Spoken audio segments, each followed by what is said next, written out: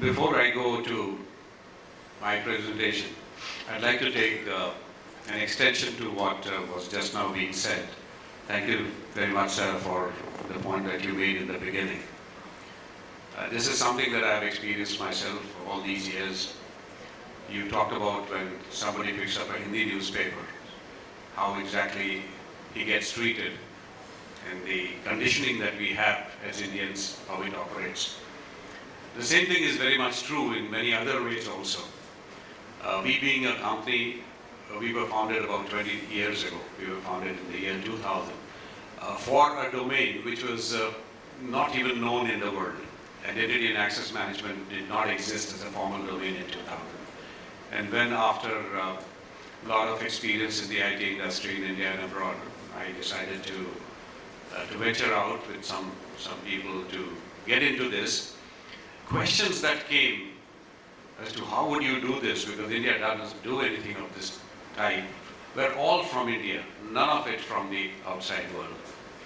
And in 2012, when we decided to become a product company, all the issues that were pointed out and all the skepticism that was there was in India. We were accepted in US as today we are accepted as one of the more stellar companies in identity and access management in US, beyond doubts. We have got Fortune 500 customers, Fortune 100 customers. But in India, we have to struggle in front of an IBM or an Oracle because we Indians think that they are superior because they are made in America. That time is changing, and I think we better change our mindsets also. Another example we find is anyway, I'm not going to more of that, but that was a very well-made point. We have been working in the Indian market only for the last 1.5 years, and we are committed to work more in the BFSI sector because our technology is of consequence for BFSI today.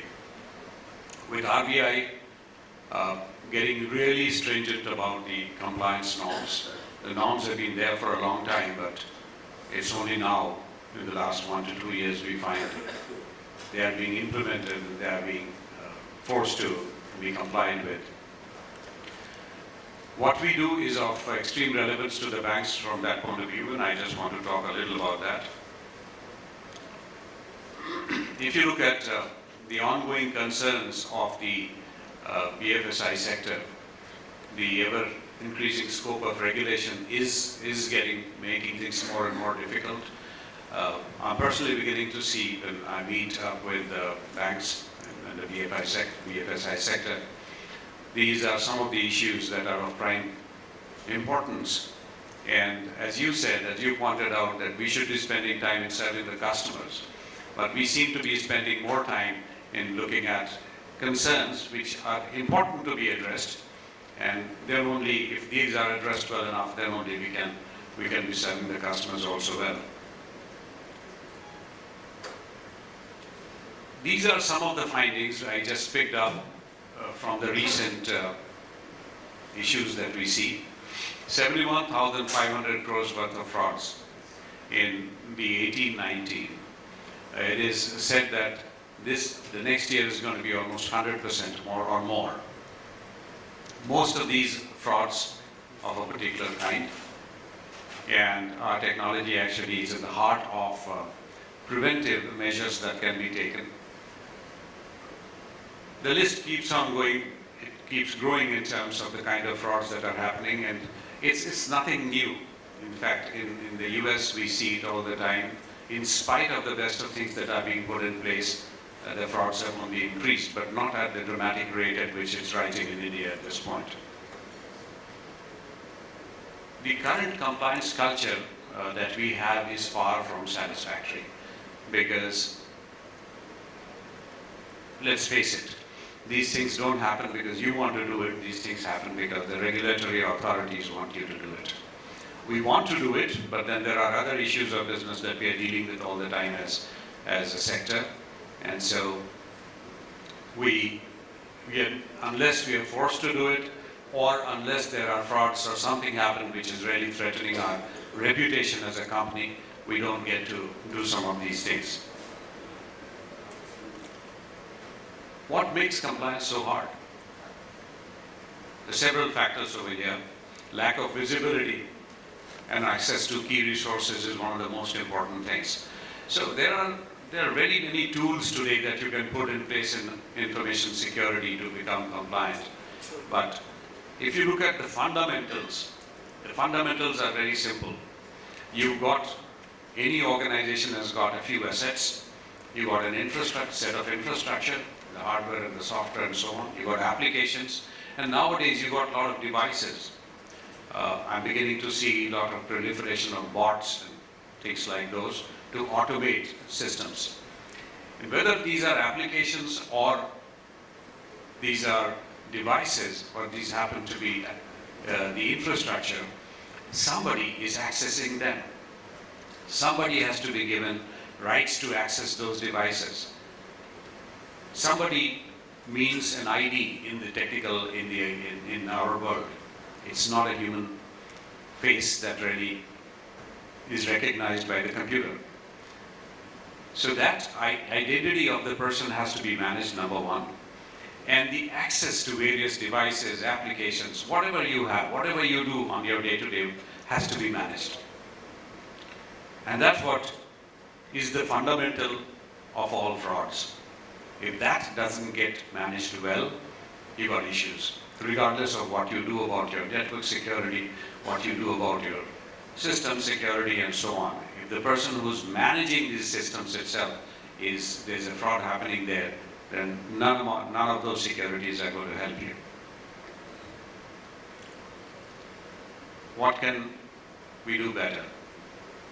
A lot of things. We have to be more resilient with compliance. It is something that keeps on changing face all the time. Today's frauds are not tomorrow's frauds, and therefore there has got to be more resilience in thinking about compliance. The trust-first approach, unfortunate, I consider it unfortunate because I've seen the times when we could trust things. Today, when for the first time I heard that word in US, I didn't like it. Today we are talking in security of what's the term which has become very popular called zero trust. Zero trust essentially means you don't trust anything. Even if there's a person who is logged in from his computer, his laptop today, and after 5 minutes he logs in again from the same location, in the same time zone, from the same device, still you don't trust him. So there is this new thing that has come in of zero trust that we deal with a lot. It's a part of our identity and access management, where you don't trust anything, and everything trust has to be renewed every time you're logging in into a system or doing any access to any information.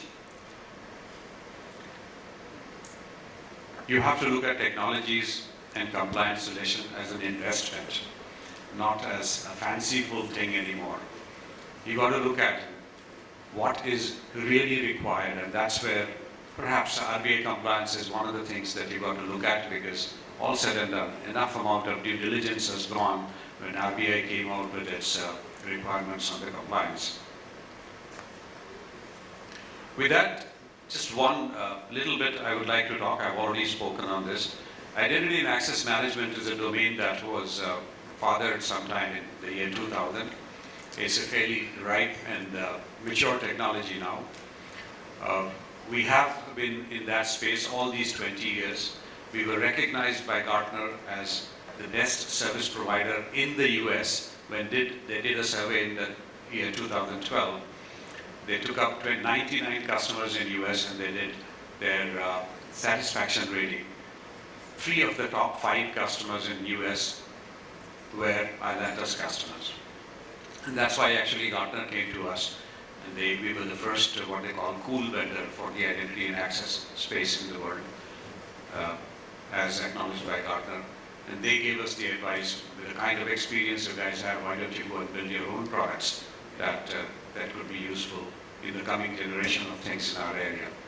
So we built the product called Compact Identity, which is the 3rd generation of our products, very unique in nature, very suitable, especially for emerging environments like India, because this puts together about 5 different technologies which come at 5 different bases, 5 different products from any other company into one single code base. That's the first part. In spite of that, it is very easy to implement and it's highly economical. So the return on investment is like the industry has never seen before. And that's why within a year of it being there, we have more than 600 installations worldwide. We have a lot of banking and BFSI customers, including in India. In fact, it will be difficult to find any other technology which is so successfully implemented as our product. Just a word on how we can be of some help. We don't want to help everybody.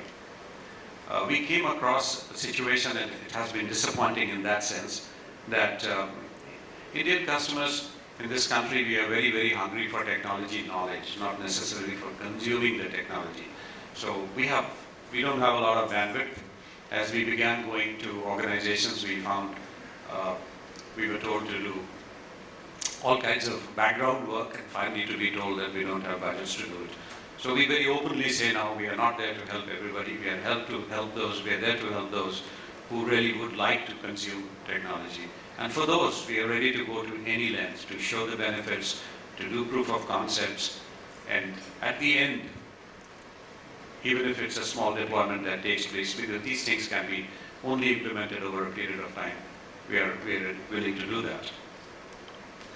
We have the Engineering and Development Center out of Bangalore. We are very proud of that. We are in the best of best positions with the analysts. We are very proud of that. We are the only product which is made in India. We are very proud of that.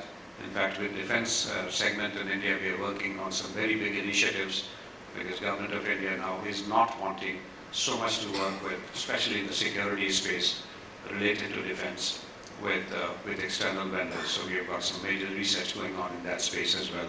And we are very proud of that. Don't want to talk about the recognitions. KuppingerCole is the most known identity and access management analyst in the world. And they have recognized us in the very first year of our 3rd generation product. We are in the leadership quadrant of that product. In fact, they told us that this is the first time we are giving this kind of a recognition to any company in the world. These are some of our customers from across the world, including India. So you can see some of the very large banking customers. You can see APG that you see there is the 2nd largest pension firm in the world and the largest in Europe. We've got Capgemini itself using our technology for more than 250,000 users across the world.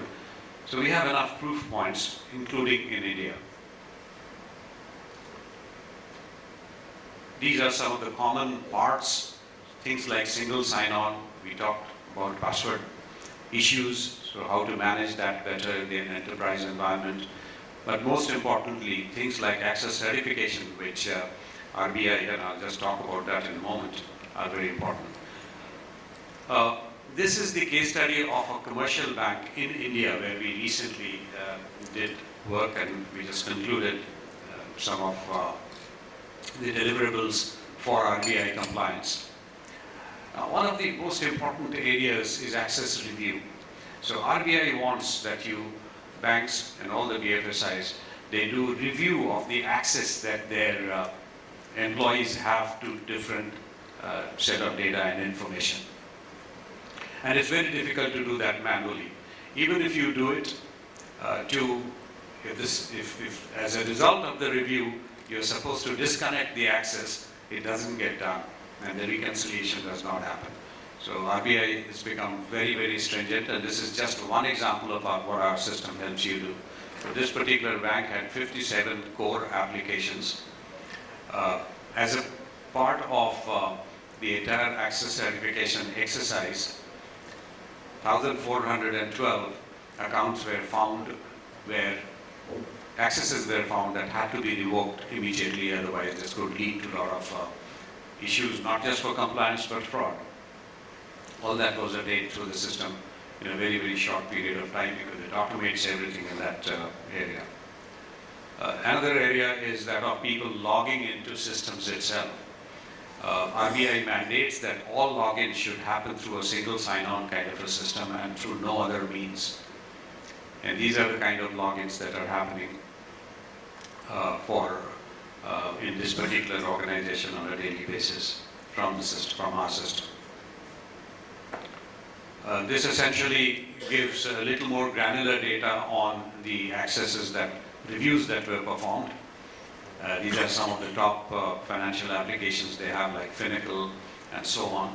And you can see that few revocations, but these were very, very critical. Without these revocations, it could have led to a fraud.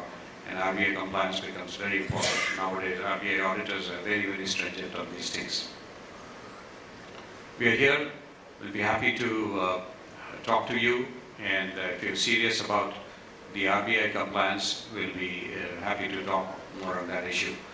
With that, I just wanted to do, we have actually come out with a white paper that we would like to release today. This white paper is for the BFSI sector on RBI compliance.